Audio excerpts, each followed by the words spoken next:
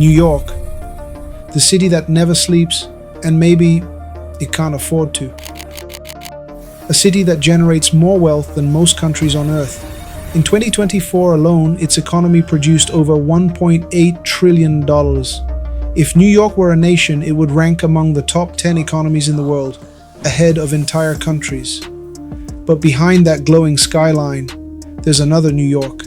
A city built not just on ambition and innovation, but on deals, secrets, and corruption so deeply woven into its DNA that it doesn't just survive the system, it is the system. At first glance, New York looks invincible. The skyline rises higher every year. Investors pour in billions. Wall Street moves trillions of dollars a day, setting the rhythm for markets across the planet. Silicon Alley, Manhattan's tech corridor, attracts young talent and venture capital faster than anywhere else on the East Coast. From a distance, it looks perfect. Innovation, art, money, and culture pulsing together like a beating heart. But zoom in, and you'll start to see the cracks. In 2025, while private sector jobs grew by just 5,000 across the city, luxury construction projects worth billions kept breaking ground. How? Because in New York, opportunity doesn't flow equally, it flows upward. Immigrants arrive chasing the American promise. They drive the taxis, run the coffee shops, clean the hospitals, keeping the city alive. But social mobility here is no longer the fairy tale it once sold. In theory, a barista can still become a CEO. In practice, the ladder's been pulled up, one real estate deal at a time.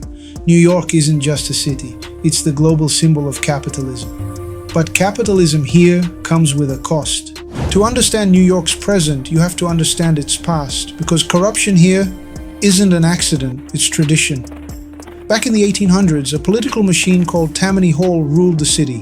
It controlled elections, contracts, even the police. Boss Tweed, its infamous leader, stole what today would amount to hundreds of millions through inflated projects. The city grew, but so did the rot. By the mid-20th century, the mafia stepped in. They ran unions, construction, waste management, even the docks. And when the mob faded, Wall Street filled the vacuum. Today, instead of gangsters in suits, we have CEOs in them. Instead of cash in envelopes, we have campaign donations, different players, same game. Every few years, another scandal breaks. A mayor, a housing director, a police chief, accused of bribes or fraud. And yet, the machine keeps moving. Because here, corruption isn't a glitch in the system. It's the oil that keeps it turning.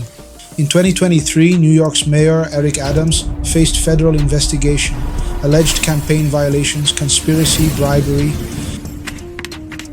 By April 2025, the charges were dropped, but the damage was done. Trust collapsed. City Hall staff resigned. And for many New Yorkers, it felt like déjà vu. Then came the bombshell. 70 employees from the Housing Authority were arrested. Bribery, extortion, the largest corruption case in city housing history. These were the people meant to serve the poor. Instead, they were taking cash bribes to approve repairs and contracts. Meanwhile, families kept living in mold-infested apartments with collapsing ceilings. That's not coincidence. That's design. Developers fund campaigns. Their skyscrapers rise faster. Neighborhoods gentrify, rents triple, and the workers who built this city are pushed further out. Here's the paradox. Corruption doesn't destroy New York. It fuels it. Every scandal, every bribe, it's part of a structure that depends on inequality to survive. While homelessness reaches record highs, glass towers sit half empty, owned by foreign investors, parking money in the sky. In the Bronx, poverty still exceeds 25%. Yet one penthouse in Midtown can sell for over $100 million, often to someone who never lives there. The city's drug crisis follows the same pattern. Overdoses surge, homeless camps expand, and behind every tragedy, someone profits. Private rehab centers, pharmaceutical giants, developers buying distressed neighborhoods cheap. When you look closely, the chaos isn't random, it's monetized. Desperation itself is a market. Walk down Roosevelt Avenue, Queens. It's alive, unlawless. Street prostitution, counterfeit goods, drug deals. Police made nearly 1,000 arrests in 2025, and it barely made a dent.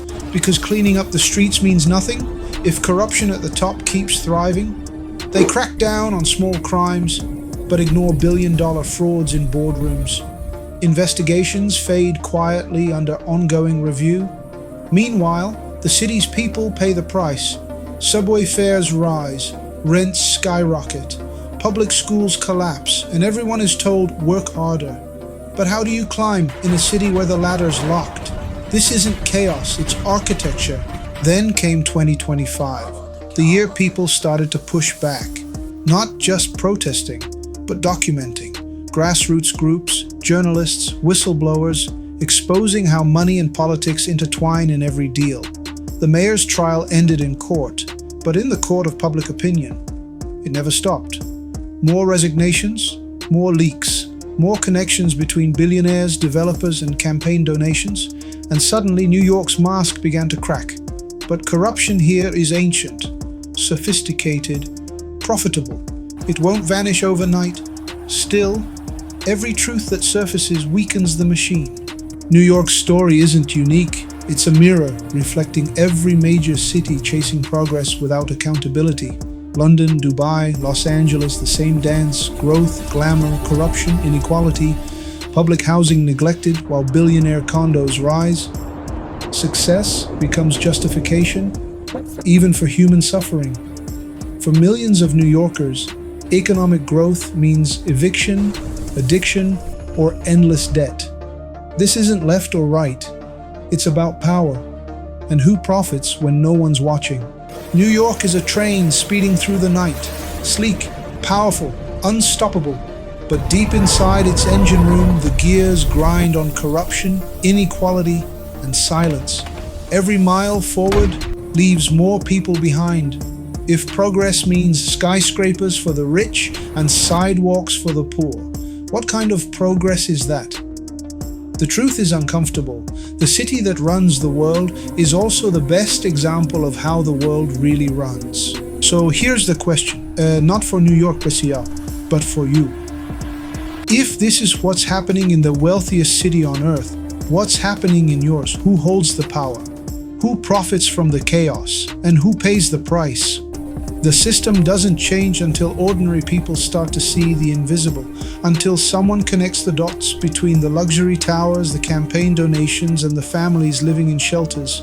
New York isn't broken, it's working exactly as designed, and that is the problem. But design can be changed, machines can be rebuilt, and even cities that run the world can still be saved if people start paying attention.